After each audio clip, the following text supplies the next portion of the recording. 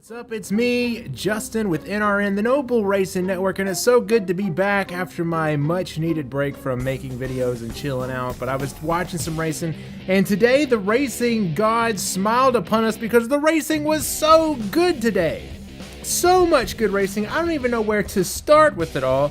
I think I'll start with NASCAR because I'm telling you what, I am tickled pink about all of the action that took place from Chicago. And I'm really, you know what, I owe Chicago an apology because I was not looking forward to the race today whatsoever. I didn't think it was going to be a good one. It was a mile and a half, and so I expected to see what we had the rest of the year on the mile and a half. You know, the top three guys basically run away with it. It was going to be a track perfect for that. But I was wrong. The racing was good. Now, to be fair, one of the big three did win the race, so there still are just the three guys right now running the show. Of course, when I say the big three, for those of you who don't know, and I don't know why you don't know, you know who I'm talking about. I'm talking about Kevin Harvick, Kyle Busch, and Martin Truex Jr. But it was a good race. Stage one, Ryan Blaney really got off to a pretty decent start there for a first couple laps, and then Clint Bowyer took over to lead. And he looked like he had a really strong car, but he had an issue with that first pit stop. He was speeding on pit road, and I think that's because he had an issue with that digital dashboard. And I don't think he was reading the right RPM. So he actually made two mistakes. He came down pit road to serve his speeding penalty, and then on his way out, he actually didn't serve the penalty correctly. You're supposed to do a stop and go. He didn't stop and go, so he had to come in again, do a stop and go. So he wound up becoming 3 laps down. Pretty much ended his chances of winning a race. Although he did come back, he was able to make up the time and come and fight his way back up to the front. But Clint Bowyer was looking strong early on. Martin Truex Jr. put on a really great show there in the beginning because he started towards the back. A lot of the guys started towards the back today because of the inspections. They had a lot of penalties today in those infractions. And so he told everybody that he was going to score points in the first stage. And less than, 20 laps into the race, Martin Truex Jr. was sitting in the top 10. So he had a really good start, really good first stage. But anyway, getting the first stage win would be Eric Almirola.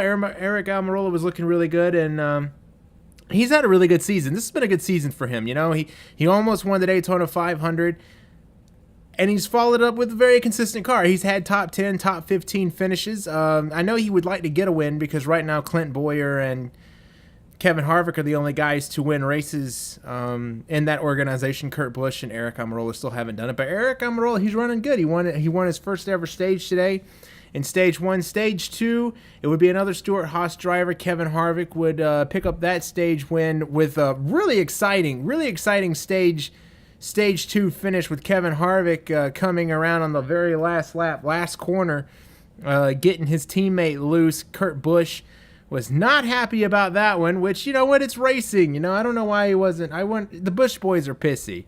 That's just what it is. It's the Busch boys. They're a pissy bunch. But anyway, Kevin Harvick would pick up the stage 2 win, and I kind of felt like, okay, here we go. Stage 3, this is where Kevin Harvick is going to dominate the race. But it wasn't the case. There was multiple leaders up there. Lots of lead changes going on up at the front. Kyle Busch would eventually get the lead, and then we saw probably one of the greatest finishes in NASCAR. Definitely the best finish of the season. Kyle Busch would take the white flag. He got involved with a pack of lapped cars, and it looked to me like Stenhouse got into the back of Kyle Busch, which slowed him down. A few laps before that, Larson had been in the wall running that top line. You know, he likes to run the Larson lane. He actually got in the wall, and I thought, well, there you go. Kyle Busch is going to run away with it and going to get it. But because of that pack of lap cars that Kyle Busch was trying to navigate, that allowed Kyle Larson to get back to him. And he tried to put the slide job on him. Very last lap of the race, puts the slide job on him. It doesn't work. He gets into the back of Kyle Busch, puts Kyle Busch in the wall. But Kyle Busch is able to hang right with him. And then when they go into turn 3, Kyle Busch uses Larson as brakes, turns Larson around. Kyle Busch hits the wall again and goes on to win the race. So exciting. I was flipping out. I was losing my mind watching that. I was so excited. I was standing up, pacing the floor. That's what NASCAR's been missing. Thank the Lord we finally saw racing in NASCAR this season. I mean, and I was rooting for Kyle Larson. I was, because I wanted to see him win.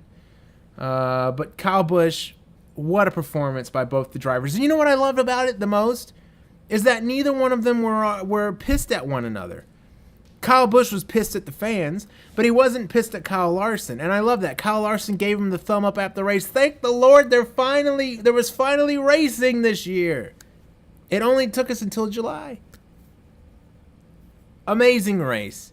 So good. That's what NASCAR did. If that kind of stuff happened every week, NASCAR would not have the problem that they have right now of getting viewership. It was good stuff. Side-by-side racing, running into one another, both guys wanting it bad. How bad did you want it? I mean, it was so cool. Kyle Larson wrecked Kyle Busch, and then Kyle Busch comes back, wrecks Larson, and then Kyle Busch puts himself in the wall again, but limps across the start-finish line with a tore-up race car. I'm thinking about Bristol, Dale Earnhardt, and Terry Labonte. So much fun. What was that? How long ago was that? What, 1998? Was that 1998 Bristol when that happened? Gosh, that was fun. That was fun. And, of course, the fans were booing Kyle Busch, which I don't think he liked too much. But then again, you know, Kyle Busch is an asshole. Brad Keselowski said that. His words, not mine. His words, not mine. Brad Keselowski said he was an asshole. I just tend to agree with Keselowski's assessment of that. But anyway, great race. I really enjoyed it. We still, like I said, we still have the big three.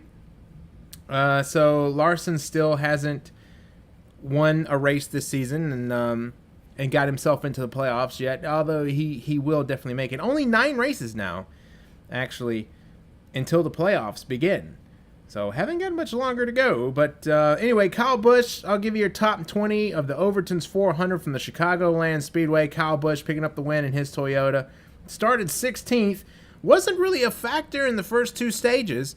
Really only the car came alive right there at the end of the race.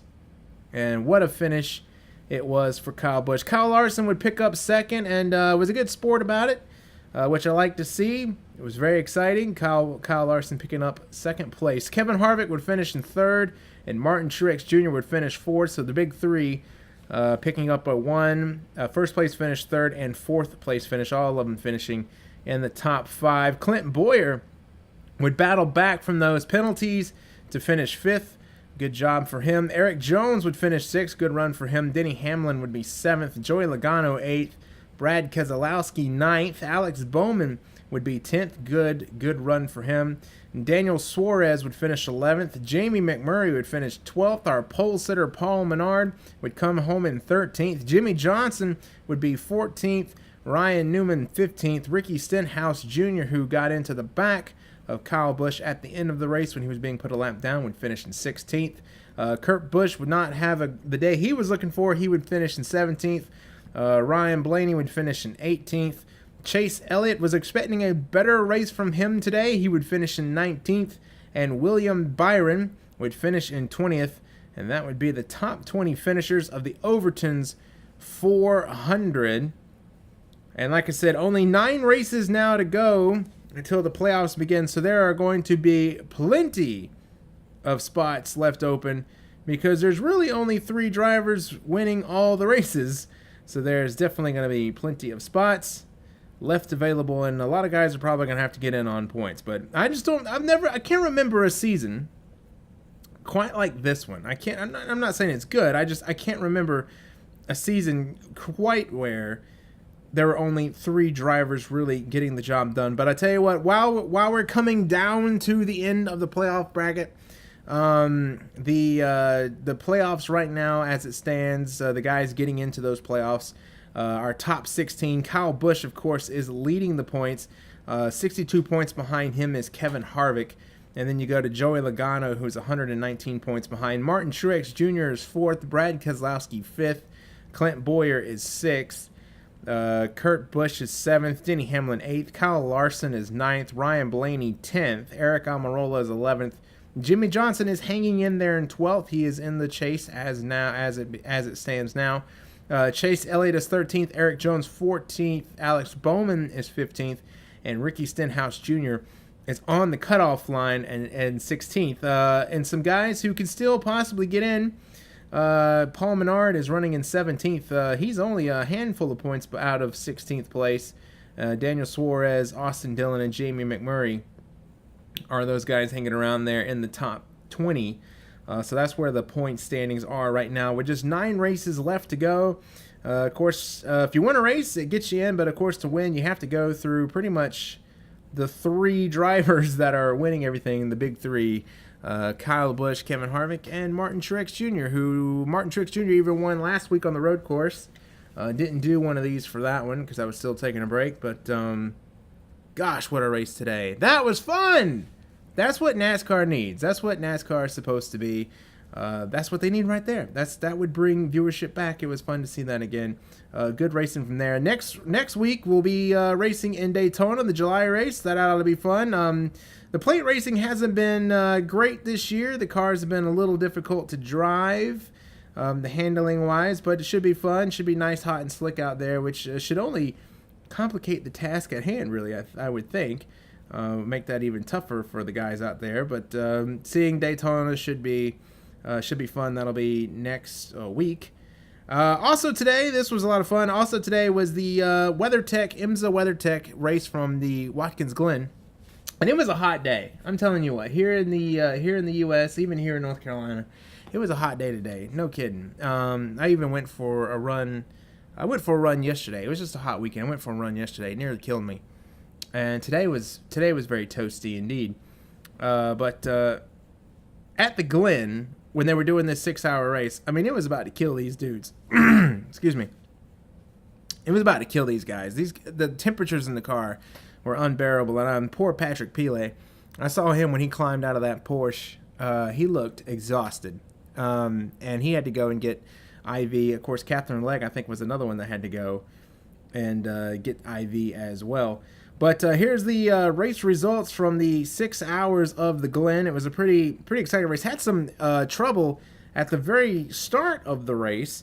In fact, both of the Tequila Patron ESM cars finished 41st and 42nd, dead last on the grid. So not a good day for those guys in the championship hunt. But I'll go ahead and tell you, winning the race today was the JDC Miller Motorsports Prototype, getting the overall win. Steven Simpson, Chris Miller, and Misha Gokenberg. I hope I got that right. Those were the drivers who won the race today. Romain Dumas, Colin Braun, and Jonathan Bennett in the Core Autosport Prototype would finish in second place today. And Dane Cameron and Juan Pablo Montoya for Team Penske in that Acura would finish third. That would be your top 3 finishers in the top class, picking up the prototype win. And GT Le Mans, Dirk Mueller, Joey Hand would pick up the win for the Ford Chip Ganassi Racing Team. Antonio Garcia and Juan Magnussen in the Corvette would finish in second place in class, 14th overall. And Nick Tandy and Patrick Pilet in the Porsche would finish third in class. That was in GT Le Mans. They would pick up 15th overall. And then down in GTD, which was some of the best racing, I thought, for the majority of the race, Marcus Patala, Don Yont, and Dylan Matchevin in the Turner Motorsport, they would pick up the win in the GTD class. Catherine Legg for Meyer Shank Racing with Alvaro Parente, they would finish in second in class, and that's going to be good for them in their championship hunt. And I tell you what, that's another one of those teams that they're racing for their season. They're taking it race by race to try to keep funding in that car, and they were only supposed to run a limited schedule, but with them at the top of the championship, you got to wonder, they got to keep that car in the race somehow. Brian Sellers and Madison Snow in the Paul Miller Racing Porsche would finish third in class, 22nd overall, and that would be your top finishers for the 6 hours of the Watkins Glen. A very hot 6 hours of the Watkins Glen. In fact, it was just a hot weekend for racing, because even in the NASCAR race in Chicago, they were burning up. They had a thermometer in Kurt Busch's car, actually, on TV. They were keeping track of the temperature in that car, and it was steady around the 150 degrees mark. So that's pretty dang hot. That's very hot. But anyway, like I said, poor Catherine Legg and Patrick Pilet, I know, were 2 drivers that, along with many others, that were having to be taken to the care center to have IVs put into them after their stints were complete. But then we go out to the Red Bull Ring, for the Austrian Grand Prix in Formula One. And this was an exciting race. I really enjoyed this one because there was a theme that kept popping up, and that was reliability issues.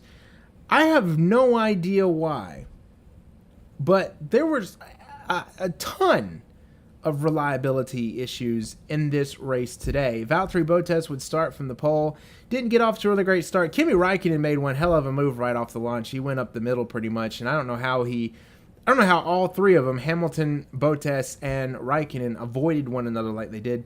But anyway, it was really good racing. Hamilton would get off to the early lead, and I thought that would pretty much do it, as things tend to go when Hamilton gets the lead like that.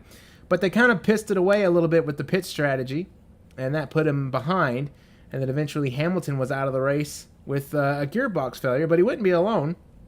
Hamilton had a gearbox failure. Brendan Hartley had a gearbox failure. Daniel Ricciardo had problems with that car mechanically as well. And Valtteri Bottas, our pole sitter, also had problems with his car. I mean, can you imagine that? Hamilton having reliability issues, both Mercedes having reliability issues, both Valtteri Bottas and Lewis Hamilton having reliability issues in the same race. Both running in the top three at the time of the reliability issues. Daniel Ricciardo had reliability issues. And then Brendan Hartley for Toro Rosso having reliability issues. It was amazing. I have never seen a race. I can't remember a race in some time where there was that many reliability issues in the race. It was quite, especially with a team like Mercedes. That doesn't happen all the time. Mercedes just wasn't really on their game. They made that pit strategy mistake with Lewis Hamilton that cost him the lead. Verstappen was able to take the lead of the race, and that kind of put Hamilton behind. I think he did have the pace to go up there and get the lead back, but he was never able to because the car gave up on him. It was just weird to see both Mercedes were out of the race today. And that is different. That's something we're not quite used to. Anyway, very exciting Formula One race because of that. It really mixed up the running order a little bit, and it was fun to watch. Max Verstappen would pick up the win, his first win in the Austrian Grand Prix, and at the Red Bull Ring, and Red Bull as a team, their first win at the Red Bull Ring. So that Red Bull, try saying that like 5 times fast. Red Bull Ring, Red Bull Ring, Red Bull Ring. Anyway, so Max Verstappen would pick up that win. Kimi Räikkönen would finish second for Ferrari. He drove one hell of a race today. I think he locked up in every corner all race long. Sebastian Vettel would finish in third, so it'd be Red Bull and 2 Ferraris on the podium. Romain Grosjean for the Haas would miss out on the podium. He'd finish in fourth, but he was that close. He was very close to finishing on the podium. I was hoping for him. And then Kevin Magnussen would finish in fifth. So both of the Haas cars having a very solid race, finishing fourth and fifth. Sergio Perez and Esteban Ocon, the two teammates, would finish 6th and 7th. Fernando Alonso would finish in 8th. And then 9th would be Marcus Ericsson. And Leclerc would finish in 10th. And I really like that guy. I'm glad to see him running well these last 2 weeks. He scored points in the last 2 races, which is cool to see for Alfa Romeo and Sauber. Was just something you don't see every day, so that was a lot of fun. Pierre Gasly would finish 11th. Carlos Sainz would finish in 12th. So that would be some of y'all top 10 finishes from the Formula One race. A very good race today. I really enjoyed that one. Like I said, the racing gods were just happy with us today. They gave us some great racing to watch.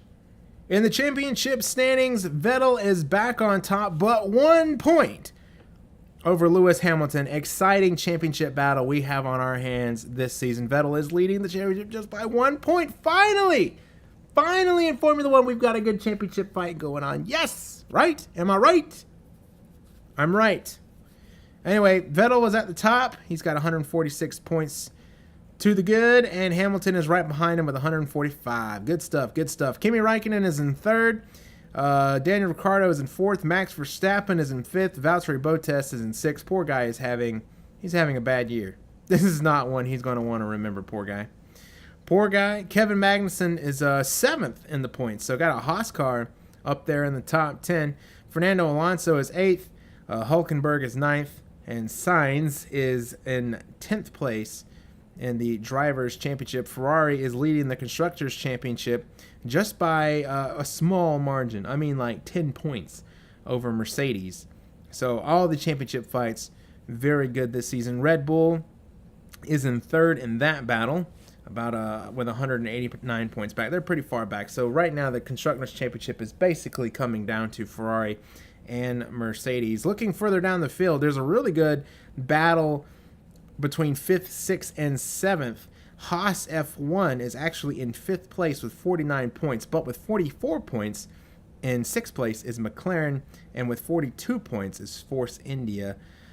So in 7th place. So that's a really good battle right there. 5th, 6th, and 7th. That mid-pack is really, really good. But then Renault actually having a really solid year, running in 4th place, 62 points. So don't even think Haas is going to be able to catch them. But if you think about it, like, the Renaults have been finishing in the top 10, scoring points about every race. I don't think they scored points this week. They did not. But yeah, they've been very consistent here as of late. So that's where the championship battles stand. So good racing going on. This has been a fun year for Formula One racing. I think this has been one of the best Formula One seasons I can remember in quite some time. Maybe you agree, maybe you don't. I don't know. My opinion, my show. But anyway, the racing gods were happy with us today. They provided us with a lot of really good racing. 6 hours of the Glen. Some good stuff from NASCAR. One of the best finishes I've seen all year long. And then a really good, exciting Formula One race with mechanical failures and drama and storylines. Lots of good things to look forward to. The next time Formula One will be on the track will be this weekend. They will be racing in Britain for the British Grand Prix, which is a very exciting race from Silverstone, so that should be exciting to see. Lewis Hamilton has won the last couple of ones there, so he will definitely be wanting to turn it around after this dismal race that he had in Austria. You know, he's going to be gunning for it. Anyway, great racing. Hope you enjoyed all of that. Hope you enjoyed that NASCAR race. I'm looking forward to Daytona now. I think that'll be a really fun race to watch under the lights for 4th of July. Hope you have a great 4th of July. It's kind of weird it's following on Wednesday this week. So, you know, go out and celebrate, you know, independence the only way America should, by blowing stuff up. So that's what we do. So that should be a lot of fun, and we'll have a good race in Daytona, I know. Thank you so much for listening. Thank you so much. As always, I'm Justin with NRN, the No Bull Racing Network, and I will see you next time after Daytona. Take it easy.